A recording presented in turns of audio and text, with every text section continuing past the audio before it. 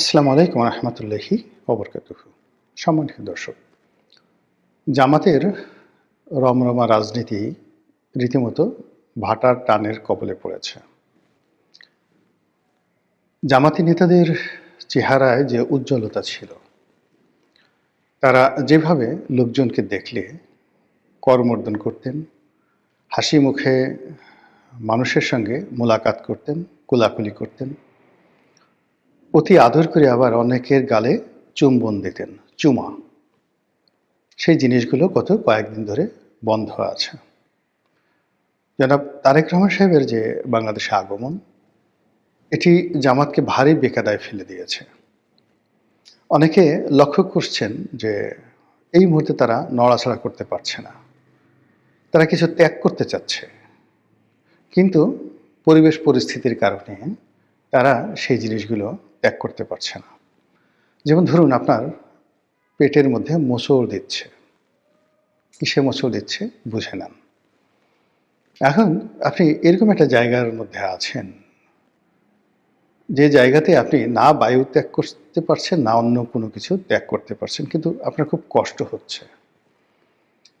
তো সেই কষ্ট আপনার চোখে মুখে যেভাবে ফুটে উঠবে, এটা আপনি কোনো গুরুত্বপূর্ণ জায়গাতে থাকেন, কোনো পবিত্র জায়গাতে থাকেন, কোনো জনসমাবেশে থাকেন, যেখানে আসলে আপনি এই জিনিসগুলো আপনার শরীরের যে অংশ, মানে আপনি ত্যাগ করতে ইচ্ছুক বা প্রয়োজন, আপনি সেটা পারছেন না পরিস্থিতির কারণে। লোকজন বলবে কি, শব্দ যদি হয়ে যায়, গন্ধ যদি ছড়িয়ে যায়, তাহলে কি হবে?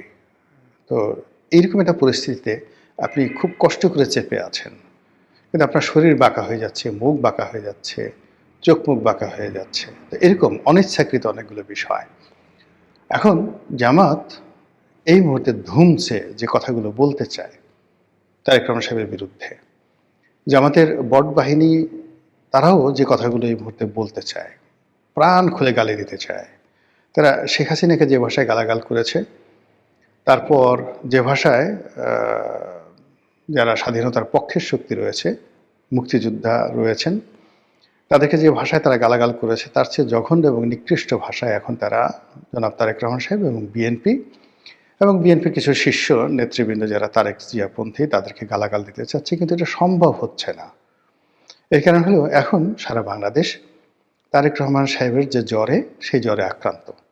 দেশের বড় বড় শিল্পপতি, বড় বড় গ্রুপ অফ ইন্ডাস্ট্রিজ, যারা সেই গত 14-15 মাস ধরে জামাতকে যাকে বলে হাদিয়া দিচ্ছে, জামাতের দাবিদারি করছে, অনেকে জামাতের যারা নেতাকর্মী রয়েছেন তাদেরকে তাদের অফিসের চাকরি টাকরি দিয়ে রীতিমতো ধরে নিয়েছে যে জামাতই রাষ্ট্র চালাচ্ছে এবং আগামীতে জামাত রাষ্ট্র চালাবে। কিন্তু তারেক রহমান সাহেবের আগমন উপলক্ষে এই পুরো জিনিসটা এলোমেলো হয়ে গেছে, এবং এখন আর লোকজন কেউ জামাতকে চিনতে চাচ্ছে না, না চেনার ভান করছে। এটা খুবই অবমাননাকর। একটা সমাজে, একটা সংসারে বা একটা মাহফিলে আপনি যখন একটা বড় চেয়ার নিয়ে বসে থাকেন এবং সব মানুষ যখন আপনাকে প্রিভিলেজ দিতে থাকে, এরপরে হঠাৎ করে অন্য এক কুতুব এলেন, অন্য একজন মেহমান এলেন, এবং তাকে সবাই মেহমান আজিম, মানে প্রধান মেহমান হিসেবে বরণ করে নিল। আপনার অবস্থায় কী হবে একটু বোঝার চেষ্টা করুন। তো এই গত 14 মাসে বাংলাদেশ পুরো রীতিমতো জামাতময় ছিল। জামাতের বাইরে রাজনীতি নেই, জামাতের নেতাদের বাইরে কোনো নেতা নেই, জামাতের যে আমির, তার উপরে বাংলাদেশে কোনো সুপ্রিম লিডার নেই।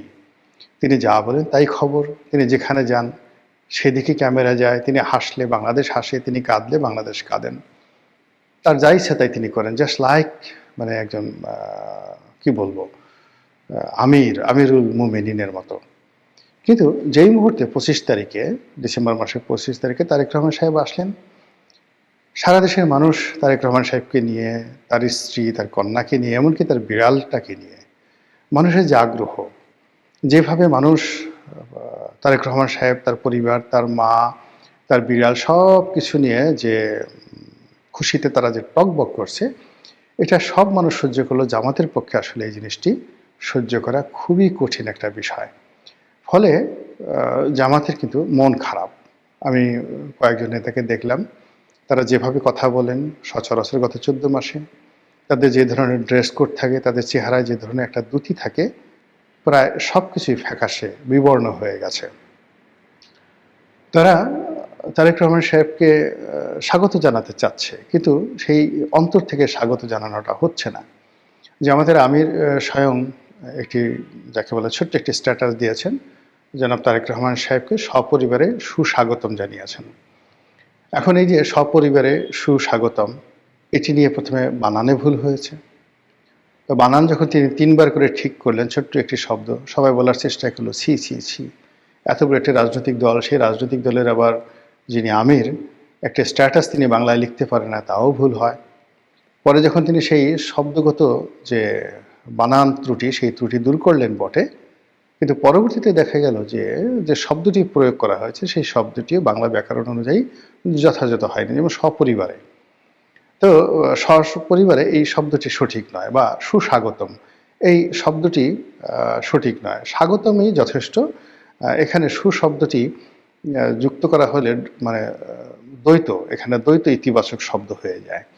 তো এই বিষয়গুলি নিয়ে খুব আলাপ আলোচনা হচ্ছে। কেউ হয়তো মস্করা করে বলছেন যে জামাতের আমিরের উচিত ছিল আরবিতে একটি যাকে বলা হয় স্ট্যাটাস দিতে। তিনি যদি আহলান শাহলান বা আহলান ওয়া শাহলান ইয়া তারেক রহমান, দেখেন কত সুন্দর হতো না? আহলান ওয়া শাহলান ইয়া তারিক রহমান ওয়া জুবাইদা রহমান ওয়া জাইমা রহমান, কত সুন্দর হতো না? এখন এই যে এই ওয়া শব্দের অর্থ এবং, মানে জনাব তারেক রহমান সাহেব এবং জুবাইদুর রহমান সাহেব এবং যাকে বলা হয় জাইমা রহমান সাহেবা, তাদেরকে যাকে বলা হয় বাংলাদেশের স্বাগতম জানালাম। এখানে হয়তো আপনারা বলতে পারেন যে তারেক রহমান সাহেবকে সাহেব বললেন, জুবাইদা রহমানকে সাহেব বললেন, আর জাইমা রহমানকে কেন সাহেবা বললেন? এটার অর্থ জামাত বলতে পারতো যে যেহেতু তারেক রহমান সাহেবের অবর্তমানে জুবাইদুর রহমানকে বাংলাদেশের ভবিষ্যৎ প্রধানমন্ত্রী মনে করা হয়, কাজেই এখানে জুবাইদুর রহমান ব্যক্তি, তাকে স্যার সম্বোধন করতে হবে, এবং তার যে উপাধি সেটাও হবে চেয়ারপারসন, নট চেয়ার ওম্যান। তো এই জন্য আসলে তাকে সাহেবের সদর এই হিসাবে আমরা আখ্যায়িত করেছি। আর দ্বিতীয়ত আরবিতে তারা যদি বলতেন, বলতে আমাদের দেশের লোক আরবিতে একটা গালি দিলেও মনে করে যে প্রশংসা করা হলো। তো সেই কাজটি তারা না করে বাংলাতে করার কারণে এই ধরনের ট্রল হচ্ছে। এখন যে বাস্তব সমস্যা বাংলাদেশে, তারেক রহমান সাহেব যেখানে যাচ্ছেন হাজার হাজার মানুষের ঢল তৈরি হচ্ছে। তিনি শহীদ মিনারে যাচ্ছেন, না শহীদ মিনার না, তিনি জাতীয় স্মৃতিসৌধে যাচ্ছেন, তার পিতার কবর জিয়ারত করতে যাচ্ছেন, তারপরে হাদির কবর ঢাকা বিশ্ববিদ্যালয়, সেখানে তিনি জিয়ারত করতে যাচ্ছেন। এই বিষয়গুলো যাই যাচ্ছেন, মিডিয়াগুলো এতটা অকৃতজ্ঞর মতো আচরণ করছে, যারা গত 14 মাস ধরে জামাতি হেফাজতে তারা মূলত বেঁচে আছে। অনেকগুলো মিডিয়া যেগুলো মূলত আওয়ামী লীগের কর্তৃত্ব ছিল। তো যদি জামাত না থাকতো, এদেরকে সেই যারা যাকে বলা হয় সমন্বয়ক, কিংবা যারা এই নতুন বিপ্লব, যেটাকে লাল বিপ্লব বলা হয়, তো সেই নতুন বিপ্লবের যারা অধিকর্তা, এমনকি যারা বিএনপির হর্তাকর্তা, তারা জামাত না হলে অনেক মিডিয়া হাউসকে তছনছ করে দিত। প্রথম আলো, ডেইলি স্টার কী হয়েছে, তার চেয়ে বেশি তছনছ করা হতো। তো যে জামাত তাদেরকে এই গত 14-15 মাস ধরে বাঁচিয়ে রেখেছে, এই মিডিয়াগুলো তাদের ভোল পাল্টাতে, চোখ পাল্টাতে একটা মিনিটের সময় নেয়নি। তারেক রহমান আসছে, খবর দিবেন বা সেটা প্রচার করলে হয়, কিন্তু সেটা কন্টিনিউয়াসলি লাইভ করতে হবে, দেখাতে হবে, সেটা নিয়ে সকাল বিকাল তিনি কি খাচ্ছেন, কোথায় যাচ্ছেন, বাসার গেটের সামনে কারা দাঁড়ানো, তার পিছনে কে, সামনে কে, এই জিনিসগুলো মিডিয়াতে যেভাবে আসছে, এটা জামাতের সহ্য হচ্ছে না। জামাত মূল ব্যাপার হলো যে আমাদের তো অনেক কিছু আছে, আমাদের সেই ইতিহাস আছে, সাহিত্য আছে, সংস্কৃতি আছে, ইমান আছে, একিন আছে, দাড়ি আছে, টুপি আছে, পাজামা আছে, আরও কত কিছু আছে। তো সেইগুলো নিয়ে তো তাদের কোনো মাথা ব্যথা নাই। আমরা তো বিড়াল পুষি, আমাদের অনেকের বাসায় বিড়াল আছে, কিন্তু আমাদের সেই বিড়াল নিয়ে কেন লোকজন আধিক্যতা দেখায় না?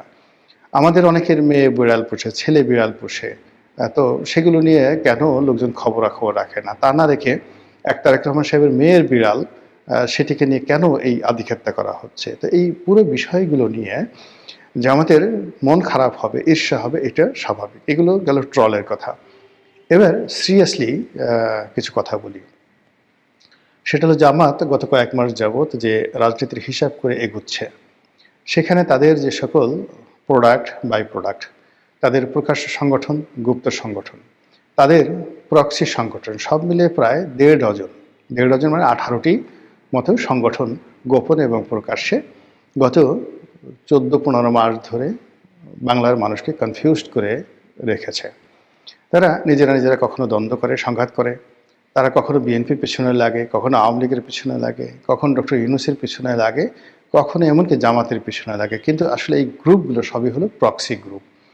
তো এই প্রক্সি গ্রুপ নিয়ে জামাত যেটা চিন্তা করেছিল যে আরও কিছুদিন সময় পেলে অনায়াসে তারা নির্বাচনটাকে পিছিয়ে দিতে পারবে। তারেক রহমান সাহেবের অবর্তমানে যেভাবে বিএনপিকে স্কুইজ করা যায়, মুচড়ানো যায়, দমড়ানো যায় এবং বিএনপির লোকদেরকে যেভাবে ভয় দেখানো যায় এবং যেভাবে বিএনপির নেতাকর্মীদেরকে অপমান করা যায় এবং বিএনপির মির্জা ফখরুল সাহেব, সালাউদ্দিন সাহেবের মতো মানুষ যেভাবে জামাতের নেতাকর্মী দ্বারা বিভিন্ন জায়গাতে অপমানিত হয়েছেন, ধর ভুয়া ভুয়া বলে যেভাবে শব্দ তোলা হয়েছে এবং বেশ কয়েকটি জায়গাতে তো মির্জা আব্বাস, সালাউদ্দিন সাহেব রীতিমতো শারীরিকভাবে লাঞ্ছিত হওয়ার মতো অবস্থায় পৌঁছে গিয়েছিলেন জামাত শিবিরের লোকজনের হাতে। তো এই দৃশ্য আমরা দেখেছি। অন্যদিকে ডক্টর মোহাম্মদ ইউনূসের যে অফিস, সেই অফিসে গিয়েও জামাতের লোকজন যেভাবে তারা তোয়াজ তদবির পেয়েছেন, ঠিক উল্টো হয়েছে বিএনপির ক্ষেত্রে। বিএনপির যারা নেতৃবৃন্দ গিয়েছেন তাদেরকে গলায় মালা পরে তারপর শেষে প্রোটোকল মেনটেন করে যেতে হয়েছে।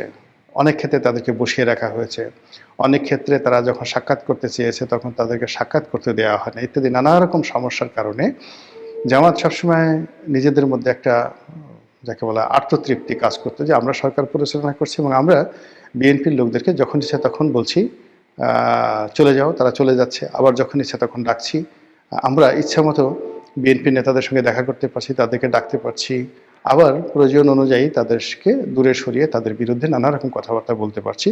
হয়রাজ বিএনপির যারা লোকজন আছে তারা আমাদের বিরুদ্ধে কথা বলতে সাহস পাচ্ছেন না। এই যে একটা ন্যারেটিভ তৈরি হয়েছিল, সেই ন্যারেটিভটা রীতিমতো মুখ থুবড়ে পড়েছে জনাব তারেক রহমান সাহেবের বাংলাদেশে আসার পর। এখন নির্বাচনের মাঠে জামাত একাকী হয়ে গেছে।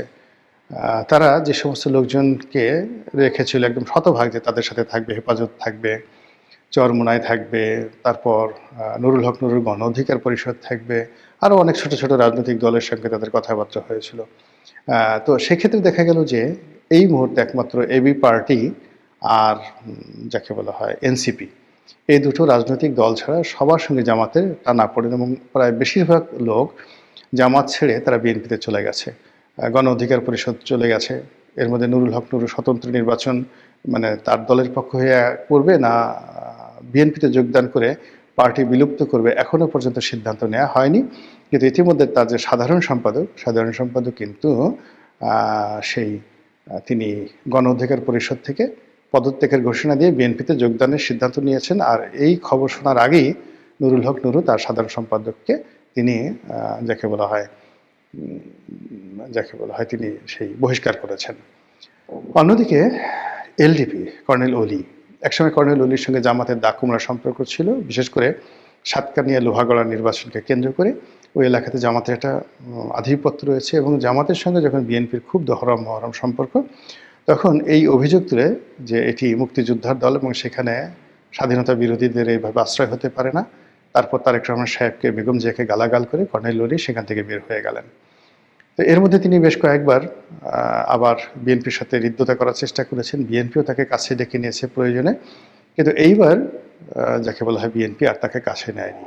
কারণ একটাই যে জামাতের সঙ্গে তার আবার দহরম মহরম সম্পর্ক শুরু হয়েছে, যেটি আগে ছিল দাকুমরা, আর এখন যাকে বলা হয় তিনি জামাতের রাইট হ্যান্ড অথবা জামাত তার রাইট হ্যান্ড, তিনি জামাতের ভাষায় কথা বলছেন। যার কারণে কি হলো, এলডিপিকে 3 দফায় ভাঙা হলো বিএনপির কর্তৃত্বে। প্রথমে একবার ভাঙা হয়েছিল, তারপরে আবার ভাঙা হলো, সাদত হোসেন সেলিমকে দিয়ে আলাদা এলডিপি করা হলো। আর এইবার নির্বাচনকে কেন্দ্র করে দেখা গেল যে এলডিপির যিনি সাধারণ সম্পাদক রেদওয়ান আহমেদ, তো সাবেক এমপি মন্ত্রী, তাকে বিএনপিতে নিয়ে নেওয়া হলো এবং নমিনেশন দিয়ে দেওয়া হলো। ফলে কর্নেল ওলি একা, সম্পূর্ণ একা। তো এই যে যা কিছু হচ্ছে, মানে জামাতের যে সকল প্রক্সি যে গ্রুপগুলো ছিল, সেই প্রক্সি গ্রুপগুলোকে মোটামুটি বিএনপি নিষ্ক্রিয় করে দিয়েছে তারেক রহমান সাহেব আসার আগেই। আর তারেক রহমান সাহেব আসার পর জামাত, তার প্রক্সি গ্রুপ ইত্যাদি নিয়ে আলোচনাই হচ্ছে না, কেবলই মাত্র বিএনপি নিয়ে আলাপ আলোচনা হচ্ছে। তো এই মিলিয়ে কি হচ্ছে, একে তো জামাতের মন খারাপ, মন খারাপের পরে কদিন পরে শরীর খারাপ করবে। আর শরীর খারাপ করলে তারা নির্বাচন কিভাবে করবেন আমি বলতে পারি না, তবে তাদের যে রাজনীতির হিসাবগুলো ছিল সব হিসাব ইতিমধ্যে ওলটপালট হয়ে গেছে। নতুন করে তাদেরকে হিসাব করতে হবে আবার, এবং শুরু করতে হবে নতুন করে। মহান আল্লাহ আমাদের সবাইকে হেদায়েত দান করুন এবং হেফাজত করুন। আসসালামু আলাইকুম ওয়া রাহমাতুল্লাহি ওয়া বারাকাতুহু।